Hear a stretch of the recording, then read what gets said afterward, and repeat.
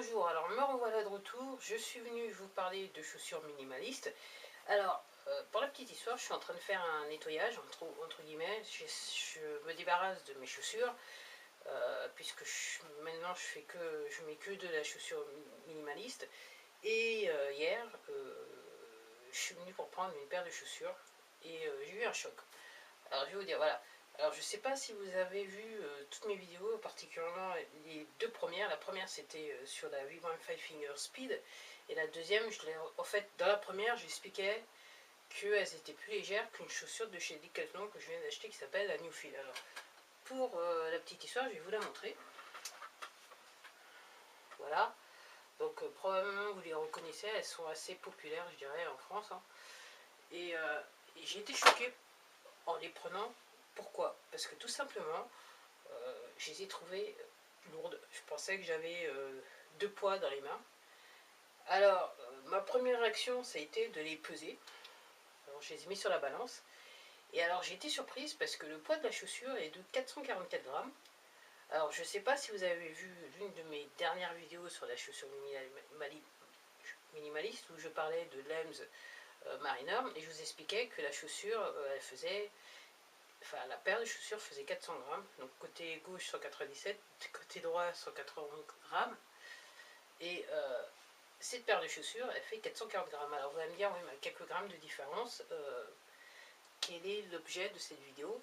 Et bien, tout simplement, c'est que je me suis rendu compte, l'avantage de la chaussure minimaliste, mis à part le fait qu'elle soit extrêmement légère, en fait, sur chacune des chaussures, le poids de la chaussure est réparti. Donc quand vous la prenez, vous n'avez pas l'impression d'avoir ce gros poids, ce goudou. Et en fait, en regardant de plus près, après je me suis dit c'est quoi la différence? Et en regardant la Decathlon New Feel, j'ai réalisé qu'en fait le poids de la chaussure en fait résidait dans la semelle, le poids de la semelle. Donc la chaussure elle-même est très fine. Alors je vous rappelle, le dessus c'est du tissu. Après la semelle extérieure c'est du plastique, qui n'a rien à voir avec je dirais les semelles qu'on peut avoir sur la chaussure minimaliste. Mais réellement le poids de la chaussure se fait en fait dans la semelle. Donc en gros c'est en dessous du pied que le poids est là. Et bon, alors, vous ayant dit ça, les premières fois que je les ai mis, j'étais plutôt à l'aise, je les ai bien, enfin, je les appréciais très vite. Et j'avoue que je me suis dit, oui, pour passer l'été, c'est peut-être pas une mauvaise idée. Mais maintenant que je suis passé à la chaussure minimaliste et que j'en mets quasiment tout le temps, je vois un problème. Enfin, juste avoir deux poids dans chaque main, pour moi, ça me pose un problème. Et surtout, ça a l'effet que j'ai pas avec la chaussure minimaliste. Donc, moi, je vois pas trop l'intérêt. Alors, pour la petite histoire, ces chaussures, elles vont être données. Probablement, je vais peut-être les donner organisme de charité. Je sais pas, Secours Populaire, Emmaüs, voilà. Mais voilà. Alors, cette vidéo, c'est juste pour faire une comparaison. Vous donner encore une raison pour laquelle, en plus, pourquoi j'aime la chaussure minimaliste, même si quelque part je me répète. Et je pense que c'est assez important de faire la comparaison, bien que je réalise que maintenant, on regarde un petit plus, maintenant, je dirais qu'énormément de grandes marques semblent vouloir faire de la chaussure minimaliste. Quand je regarde, entre guillemets, les pieds, les tennis qui sont portés par les personnes au quotidien, aussi bien chez les jeunes que chez les adultes, évidemment, clairement, je dirais que les fabricants de chaussures réalisent que, tout particulièrement les chaussures de sport, qu'il y a une tendance. Alors, entre guillemets, à ma connaissance, alors, je sais qu'Adidas a fait, Nike tente de faire, mais j'irai pas acheter des chaussures soi-disant minimalistes de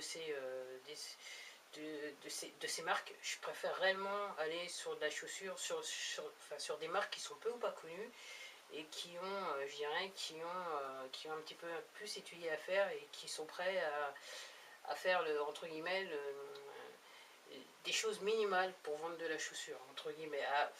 Quand je dis des choses minimales, c'est-à-dire à adapter, à créer des designs qui sont réellement des vrais designs minimalistes. Chose qu'on ne trouve pas forcément, en ce qui me concerne, sur les critères, chose qu'on ne trouve pas forcément sur de la chaussure de marque de sport. Voilà, alors c'était tout pour aujourd'hui. Voilà, encore une bonne raison. Voilà, je me répète, mais c'est tellement bien d'être en chaussures minimalistes. Et je pense que d'ici quelques jours, je vais probablement faire une vidéo sur les Lems Mariner que je mettrai sur le site. En attendant, Vous pouvez me retrouver dans une prochaine vidéo, bien sûr. Et puis, alors, je vais commencer à dire ce que je n'ai jamais dit sur les autres vidéos, mais si vous aimez cette vidéo, n'hésitez pas à vous abonner. Alors, ça se passe, je crois, de ce côté-là ou de ce côté-là. Et puis, revenez souvent. Voilà, c'est tout ce que j'ai à vous dire. Je vous dis à bientôt. Au revoir.